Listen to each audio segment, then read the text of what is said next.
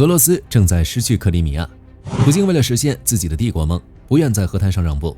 为了维持攻势，甚至正在计划新的一轮动员。接下来，克里米亚就要小心了。乌克兰已发布克里米亚居民应急指南，说不定哪天就会发起总攻。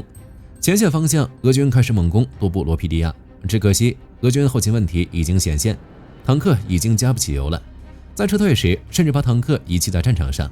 这一幕，火力军总觉得似曾相识。战场之外，白俄罗斯将特种部队部署在乌柏边境，局势再度紧张。那么，普京有没有方法能够拯救克里米亚？乌俄战线是什么情况？白俄又要做什么？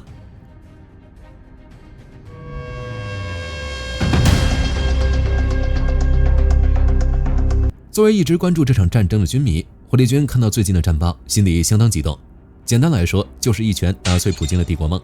现在的克里米亚，俄罗斯想保也保不住。就像我们之前聊的那样，从2026年春季开始，乌克兰武装部队改变了战术，对克里米亚展开了高强度的中程打击，无人机、无人艇、精确制导导弹接连上阵，对克里米亚实施了系统性的后勤与军事封锁。连接俄罗斯本土和克里米亚主要靠所谓的陆地走廊，也就是 M14和2280公路。但现在这两条公路已经成了俄军后勤车队的死亡公路。乌克兰的侦察无人机在天上盯着，一旦发现商业油罐车或者大型货运车队，直接就是一波 FPV 或者长程无人机。克什大桥这座普京的世纪工程现在也是个摆设，因为乌克兰的无人艇和导弹威胁实在太大，俄军根本不敢让重型货车与易燃物资从桥上过。现在克什大桥上跑的基本上都是小汽车。水路就更惨了，到目前为止，乌克兰无人系统部队在黑海和亚速海袭击了196艘影子舰队的船只，亚速海的部分航运水道也因为乌克兰的袭船战被迫阶段性中断。不仅是俄军难受，克里米亚的民众也快顶不住了，能源与民生危机正在全面爆发。克里米亚本岛的电网、大型油库成了乌克兰无人机重点光顾的对象。3天2头被炸，结果就是整个半岛出现了极其严重的燃油短缺，拉闸限电成了家常便饭。简单来说，俄罗斯现在面临的局面就是控制难度和成本呈指数级上升，每天为了维持克里米亚的运转，都要烧掉海量的资金和资源。那么普京有没有办法挽救这个局面？客观地说有，但代价极大。想要拯救克里米亚，最直接的办法就是增派防空力量，建立更密集的反无人机网络，把 S-400、铠甲防空系统还有那些移动防空小组紧急抽调到克里米亚和克什大桥，甚至在一些关键设施周围拉起反无人机物理防护网。只是对于俄罗斯来说，这完全是拆东墙补西墙，把防空导弹调去了克里米亚，那莫斯科怎么办？圣彼得堡怎么办？俄罗斯本土那么多电油厂、军工厂，难道就光着身子等乌克兰的无人机来宠幸吗？事实上，由于防空系统短缺，即便没有抽调俄本土的防空系统，俄罗斯腹地的电油厂同样顶不住。既然加防空系统行不通，那就增加后勤路线。为了死保克里米亚，俄罗斯在后方修建新的铁路连接线，降低对克什大桥和公路的依赖，同时还在陆地走廊部署了专门的电子战干扰小组，甚至搞出了所谓的阶级无人机，想护卫运输车队。只是火力军说实话杯水车薪，克里米亚有数万俄军驻军，还有几百万平民，这每天吃喝拉撒、子弹炮弹需要的物资是海量的，绕行路线极其漫长，而且根本不可能做到全线防空掩护。乌克兰这边无人机技术迭代太快了，已经开始大规模采用机器视觉与自动寻地技术，在最后的攻击阶段，无人机不需要后方操作员遥控，自己能认出俄罗斯的卡车和雷达，然后撞上去。俄军传统的电磁干扰遇到这种闭环攻击的无人机，直接就抓瞎了，拦截率断崖式下跌。就结果来看，虽然俄罗斯现在还占领着克里米亚，但它的军事价值正在被乌克兰一点点蚕食殆尽。普京手里当然还有筹码，他有核威慑，有本土的战略纵深，但在常规战争的层面上，在无法改变制裁且乌克兰无人化战术占绝对优势的前提下，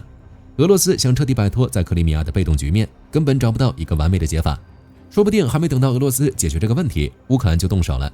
乌克兰战略传播中心发布了一本应急指南，指导那些生活在克里米亚的居民为紧急情况做准备。这本小册子用乌克兰语和克里米亚鞑靼语双语印刷，里面的内容全是干货，是乌克兰国家机构、紧急救援部门和专家一起编写的。指南里写得很详细，建议家庭提前就亲属分离的情况做好准备，约定好10年后的会面地点、撤离路线，还要决定好停电断网的时候怎么沟通，必须随身携带纸质的重要电话号码。乌克兰已经预料到，一旦发动决战，俄军肯定会切断半岛的通讯。手册还教大家怎么囤积生存物资，水、耐储存的食物、急救药品、现金，证件的复印件、充电宝、手电筒，还有保暖衣物和应急包，甚至连怎么找避难所、怎么躲避地雷、怎么净化水源都写得一清二楚。指南里专门有一章教民众怎么应付俄罗斯当局的盘问，还有怎么通过俄军的检查站。乌克兰官方明确建议要把手机和电脑里所有亲乌克兰的敏感资料全部删干净，并且一定要关闭生物识别解锁，也就是关掉面部识别和指纹解锁，改成密码。这就告诉克里米亚的人民，我们要打回来了，黎明就在眼前，你们准备好接应。乌俄前线，俄罗斯取得了一点点的进展，并向多布罗皮迪亚发起了新攻势。在哈尔科夫州北部与大布尔卢克方向，俄军确实在拼命进攻，也取得了一点点所谓的推进。俄罗斯国防部宣布，他们的第34独立摩托化步兵旅与第11坦克团占领了阿尔基里涅。综合各方消息来看，这个战报大概率是真的。这个第34独立摩托旅的部分士兵在第聂伯罗与扎波罗热方向活动，现在来到了大布尔卢克方向。俄军这是把南线的士兵抽调到北线来维持攻势。除此之外，还有俄罗斯博主称，俄军占领了哈尔科夫市东北方向的格拉夫西克，甚至还放出了一段俄罗斯在那里升国旗的视频。根据战争研究所的分析，视频是 AI 篡改合成的假货，这已经不是俄军第一次造假了。他们现在越来越喜欢发这种可疑的视频，用虚假的胜利来忽悠国内民众，营造一种俄军正在大规模推进的假象。在库皮扬斯克方向，俄军的推进遇到了大麻烦，原因有2个，一个是乌克兰的无人机实在太多了，另一个原因是俄军自己拉胯，缺乏训练有素的士兵。最离谱的是，他们居然没汽油了。据乌克兰在库皮扬斯克作战的某旅发言人报告，乌克兰在这个方向的无人机直接压制了俄罗斯的无人机部队。俄军那些所谓的柳叶刀、莫尔尼亚型无人机根本飞不起来，或者刚起飞就被乌军给干掉了。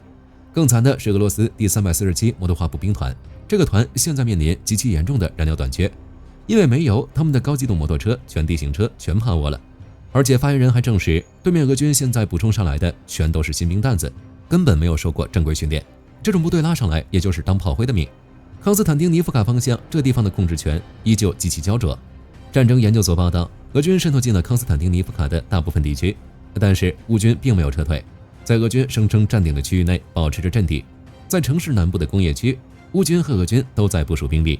甚至就在隔壁街区对峙。俄军对这个地区的控制力远远低于外界之前的评估。在红军村与多布罗皮迪亚方向，俄军发起了新的攻势。俄罗斯军事观察员科斯坦丁·马绍维茨报告说，俄军已经推进到了罗金西克到诺沃列克桑德里夫卡一线，这就意味着俄军很可能已经拿下了诺沃列克桑德里夫卡。马绍维茨还指出，俄军渗透到了库切里夫亚尔、维尔内、托雷茨克、新顿巴斯、沃江西克以及沃斯里夫卡。现在的局势是，俄罗斯第2集团军与第51集团军在第41集团军的支援下，试图沿着红军村、多布罗皮迪亚线与新托列茨克、新顿巴斯线向多布罗皮迪亚郊区推进。马绍维茨的情报显示，第2和第51集团军下属的民兵团把前沿部队推到了沃斯里夫卡、罗金西克与多罗日涅、沙霍夫防线，搞了多次小规模的步兵渗透。俄军指挥部现在把宝都压在这个方向，大批的火炮、迫击炮和装甲车被推到了最前线。他们想迅速夺取多布罗皮迪亚，为接下来攻击德鲁什科夫卡铺平道路，为2026年夏秋对乌克兰要塞带的总攻做准备。但马绍维茨认为，俄军极有可能会在多布罗皮迪亚陷入旷日持久的泥潭战，一旦在这里被乌军死死咬住，就会严重削弱俄军对整个要塞地带的攻击力度。攻势一旦破产，在面对康斯坦丁尼夫卡时，俄军会陷入比现在更加绝望的僵局。俄军之所以拉胯，很大一部分原因要归咎于后勤。在乌俄前线，俄军已经闹起了燃油危机，严重扰乱了军事行动。多名俄罗斯军人在接受独立媒体维尔斯特卡采访时大吐苦水，说前线的汽油和柴油供应被大幅度削减，加油限制极其严格，后勤补给线基本上处于半瘫痪状态。一个士兵原话是这么说的：以前需要出任务，油料是按需供应的，现在一天最多只给20升油，因为燃油不够。有俄罗斯部队在撤退的时候，居然把一辆完好无损的 T72直接扔在了战场上，坦克开不动，只能汽车逃跑。不光是坦克，后勤卡车也一样。一个动员兵估算，整个部队的燃料供应减少了30%，运弹药的、运口粮的卡车全部被限制用油。一个在扎波罗热前线服役的士兵抱怨说，以前每次补给还能拿20升汽油，现在直接腰斩，只给10到15升。这些前线的大头兵为了喝口水，为了吃口热饭，经常要徒步走上11公里去运输补给。这个士兵绝望地说，他根本不知道在这种情况下还要怎么打仗。在乌军截断俄罗斯后勤的情况下，这种情况只会越来越糟。看到俄军这么惨，火力军只想说干得漂亮，继续保持。俄军这边叫苦不迭，乌克兰手里的黑科技却要上前线了。乌克兰武装部队副司令安德里·别列登科透露，再过2到3个月，乌克兰前线很有可能会部署真正的激光武器，用来对抗俄罗斯的无人机。根据联合国的援助联盟报道，乌克兰军方团队与国内的私营国防公司现在测试这些系统，而且别列登科非常自信地表示，这套系统已经能够成功击落 FPV 自杀式穿越机，甚至能对付俄罗斯的沙赫德。这款激光武器大概率是3叉戟。在2024年，时任无人系统部队司令的苏哈列夫斯基就说过，乌克兰已经拥有一台可以实战的激光器，现在经过1年多的迭代，终于要大规模推向前线了。前线打得这么拉胯，克里姆林宫还在做梦，认为自己能赢。为了实现这个目标，已经开始为大规模动员做准备了。在俄军根本拿不出实质性战果，前线被乌军无人机按在地上摩擦的背景下，克里姆林宫发言人佩斯科夫居然还在声称，普京说的那些条件绝对不能改，要求乌克兰彻底放弃卢甘斯克、顿涅茨克、扎波罗热和赫尔松这4个州，而且是要求乌军主动从这些还没被俄军占领的区域撤出去，同时还要乌克兰放弃加入北约的念头。满足了这些，俄罗斯才肯坐下来谈判。彭博社援引了3个克里姆林宫内部人士的话，说俄罗斯绝对不会在任何和平提案中归还任何已经占领的乌克兰领土。普京现在的执念就是不惜一切代价用军事手段完全夺取整个顿涅茨克州，还有在苏梅州和哈尔科夫州的边境建立所谓的缓冲区。据说俄罗斯国防部那帮将军们向普京拍着胸脯保证，说俄军可以在2026年底之前实现占领顿涅茨克全境的目标。这梦做的有点香啊！2026年底前占领顿涅茨克，就凭他们现在这种一天推进几百米，连坦克都没有开的情况，火力军都懒得反驳这种话。直到现在，克里姆林宫那帮官僚每天就在那夸大战场胜利，构建一个根本不存在的虚假现实，把普京哄得开开心心的，鼓励他继续拒绝妥协。为了维持攻势，克里姆林宫正在为潜在的动员创造条件，同时也做好了应对国内因为动员引发暴乱的准备。7月22日，俄罗斯国家杜马通过了一项法案，允许那些身上背着案底甚至犯罪记录还没消除的公民，在正式动员期间直接跟俄罗斯国防部签合同上战场。俄罗斯国防部副部长戈列米金将军直接说，这个法案就是为了扩充兵源，为2026年的战局抓壮丁。俄罗斯内部的安全部队，也就是国家禁卫军，在7月21日发布了一个修正案，要扩大民防规定，说白了就是准备在宣布动员、戒严和战争期间用更强硬的手段镇压国内的反对声音。早在2025年底，普京就签过一个法案，允许他不宣布动员就能把预备役派上战场。很明显，普京这是在搞温水煮青蛙的方式动员，这水煮到现在已经很烫了，普京也没办法一直瞒着。以上这些新的法案就是为正式动员甚至全国戒严做铺垫。另一边，白俄罗斯总统卢卡申科又不安分，开始在乌克兰边境搞事情。卢卡申科高调宣布，他已经下令把白俄的特种作战部队全部分散部署到乌克兰边境，还美其名曰这是为了安全保障，绝对不是为了进攻乌克兰。除了这些，卢卡申科还出了一个馊主意，他提议把那些在国内不好好上班、违反所谓劳动纪律的白俄罗斯人直接抓去当兵。他说，只要经过简单的训练，就把这些懒汉送到乌克兰边境的特种部队去。原话是，所有不会工作的送去军队和南部边境，进入森林里去。我们的人都在那里，特种部队已经根据我的命令分散部署了。卢卡申科这番话配合着最近白俄罗斯在乌克兰边境疯狂修路、建弹药库、搞燃料仓库的动作，确实看着有点吓人。但是作为一路看过来的人，火力军太懂卢卡申科的套路了。自乌俄战争爆发以来，这已经不知道是卢卡申科第几次在边境搞这种武装游行了，每次都是雷声大雨点小。他就是想在普京面前表现一下，看大哥，我也在帮忙牵制乌军兵力，你们赶紧给我点经济援助。但他骨子里绝对不敢真的派兵跨过边境线，因为他很清楚，白俄罗斯那点家底一旦真打起来，乌克兰的无人机和导弹分分钟能把明斯克炸瘫痪，